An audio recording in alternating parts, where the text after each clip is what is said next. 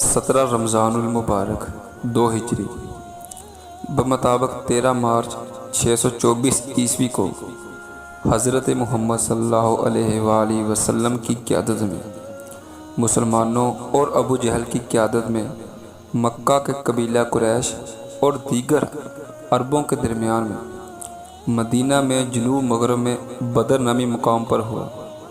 اسے غزوہ بدر کبریٰ بھی کہتے ہیں۔ مدینہ میں قریشی لشکر کی آمد کی اطلاع ملی تو آپ صلی اللہ علیہ وآلہ وسلم نے مشاورت کے لیے مجلس بلوائی اور خطرے سے نمٹنے کے لیے تجاویز طلب فرمائی۔ مہاجرین نے جان نثاری کا یقین دلایا۔ آپ نے دوبارہ مشورہ طلب کیا تو انصار میں سے سعد بن عبادہ نے عرض کیا کہ آپ کا روئے سغر ہماری طرف ہے۔ آپ صلی اللہ علیہ وآلہ وسلم نے فرمایا ہاں۔ حضرت سعد بن عبادہ نے عرض کیا یا رسول اللہ صلی اللہ علیہ وآلہ وسلم، ہم آپ پر ایمان لائے ہیں، ہم نے آپ کی تصدیق کی ہے اور گواہی دی ہے کہ جو کتاب آپ لائے ہیں وہ حق ہے، اور ہم نے آپ کی اطاعت اور فرما برداری کا عہد کیا ہے۔ یا رسول اللہ صلی اللہ علیہ وآلہ وسلم، جس طرف مرضی تشریف ہو تشریف لے جائیے۔ قسم ہے اس ذات کی جس نے حق کے ساتھ آپ کو مبعوث کیا، اگر آپ ہم کو سمندر میں گرنے کا حکم دیں گے تو ہم ضرور اس میں گر پڑیں گے، اور ہم میں سے ایک شخص بھی باقی نہ رہے گا۔ حضرت مقداد رضی اللہ تعالی عنہ نے عرض کیا، ہم موسیٰ کی امت کی طرح نہیں ہیں جس نے موسیٰ سے کہا تھا کہ تم اور تمہارا رب دونوں لڑو۔ ہم تو یہاں بیٹھے ہیں، بلکہ ہم آپ کے دائیں بائیں آگے پیچھے آپ کے ساتھ لڑیں گے۔ مشاورت کے بعد مجاہدین کو تیاری کا حکم ہوا۔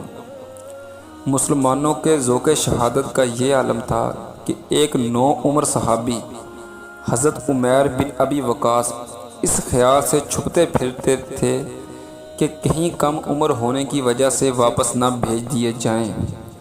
اس کے باوجود مجاہدین کی کل تعداد 313 سے زیادہ نہ ہو سکی۔ یہ لشکر اس شان سے میدان کارزار کی طرف بڑھ رہا تھا کہ کسی کے پاس لڑنے کے لیے پورے ہتھیار بھی نہ تھے۔ پورے لشکر کے پاس صرف 70 اونٹ اور 2 گھوڑے تھے جن پر باری باری سواری کیا کرتے تھے۔ مقام بدر پر پہنچ کر ایک چشمہ کے قریب یہ مختصر سا لشکر خیمہ زن ہوا۔ ان کے مقابلے میں 3 گنا سے زیادہ لشکر تھا۔ 1000 قریشی جوان جن میں سے اکثر سر سے پاؤں تک آہنی لباس میں ملبوس تھے، وہ اس خیال سے بدمست تھے کہ وہ صبح ہوتے ہی ان چند فاقہ کشوں کا خاتمہ کر دیں گے، لیکن قدرت کاملہ کو کچھ اور ہی منظور تھا۔ رات بھر قریشی لشکر عیاش و بدمستی کا شکار رہا۔ خدا کے نبی نے خدا کے حضور آہوزاری میں رات گزاری اور قادر مطلق نے فتح کی بشارت دے دی۔ جس طرف مسلمانوں کا پڑاؤ تھا وہاں پانی کی کمی تھی اور ریت مسلمانوں کے گھوڑوں کے لیے مضر ثابت ہو سکتی تھی، لیکن خداوند تعالیٰ نے باران رحمت سے مسلمانوں کی یہ دونوں دقتیں دور فرما دیں۔ ریت جم گئی اور قریشی لشکر کے پڑاؤ والی مقبوضہ چکنی مٹی کے زمین میں کیچڑ پیدا ہو گیا تھا، جن سے قریشی لشکر میں بہت سی مصیبتیں پیدا ہو گئی۔ 17 رمضان المبارک 2 ہجری کو فجر کے بعد آپ صلی اللہ علیہ وآلہ وسلم نے جہاد کی تلقین کی۔ آپ صلی اللہ علیہ وآلہ وسلم کے ارشاد کے مطابق انہوں نے صف بندی کی اور آہن پوش لشکر کو شکست دینے کا آہنی عزم لے کر میدان کی طرف چلے۔ قریشی لشکر تکبر و غرور میں بدمست نسلی فاخر کا نعرہ لگاتے ہوئے سامنے موجود تھا۔ مسلمانوں کے لیے سخت آزمائش کا وقت تھا، اس لیے کہ اپنے ہی بھائی کے سامنے تھے۔ ابو بکر اپنے بیٹے عبد الرحمن سے اور حذیفہ کو اپنے باپ عتبہ سے مقابلہ کرنا تھا۔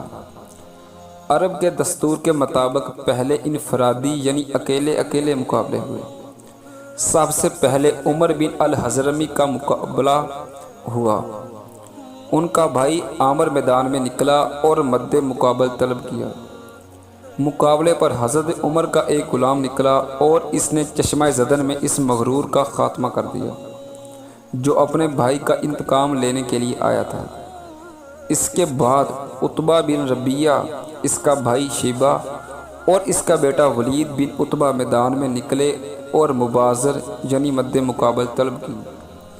3 انصاری صحابہ میدان میں نکلے، لیکن ان تینوں نے یہ کہہ کر ان سے مقابلہ کرنے سے انکار کر دیا کہ یہ ہمارے ہم پلہ نہیں ہیں، اور پکار کر کہا، اے محمد صلی اللہ علیہ وآلہ وسلم، ہمارے مقابلے پر قریشی بھیجو، ہم عرب کے چرواہوں سے مقابلہ کرنے کے لیے تیار نہیں ہیں۔ چنانچہ آپ کے ارشاد پر حضرت حمزہ رضی اللہ تعالی عنہ، حضرت علی رضی اللہ تعالی عنہ اور حضرت عبیدہ مقابلے کے لیے نکلے۔ مغرور قریشی سرداروں نے ان کے نام پوچھے اور کہا، ہاں تم ہمارے ہم پلہ ہو۔ مقابلہ شروع ہوا۔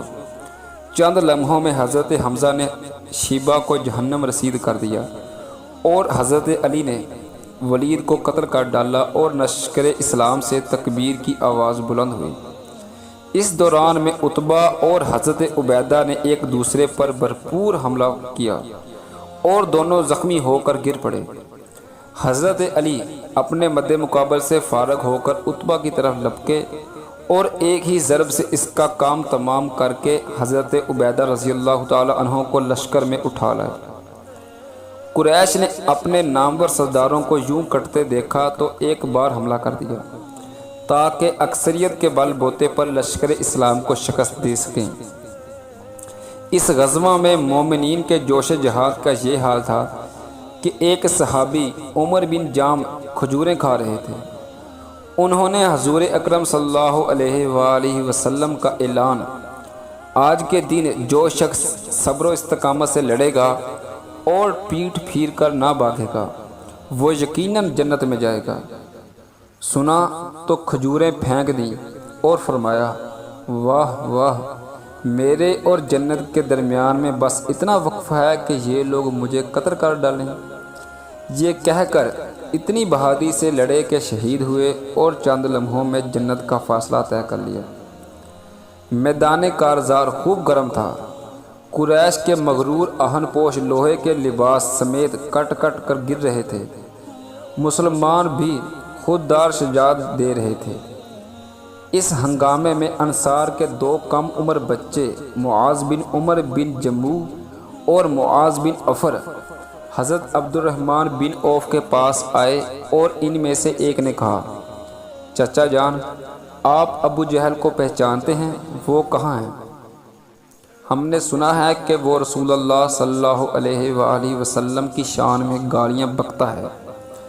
اس پاک ذات کی قسم جس کے قبضے میں میری جان ہے، اگر میں اس کو دیکھ لوں تو اسی وقت اس کو قتل کر ڈالوں یا پھر خود شہید ہو جاؤں۔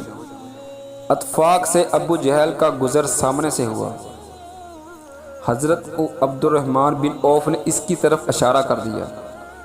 یہ اشارہ پاتے ہی یہ دونوں ننھے مجاہد اپنی تلواریں لے کر اس کی طرف بھاگے۔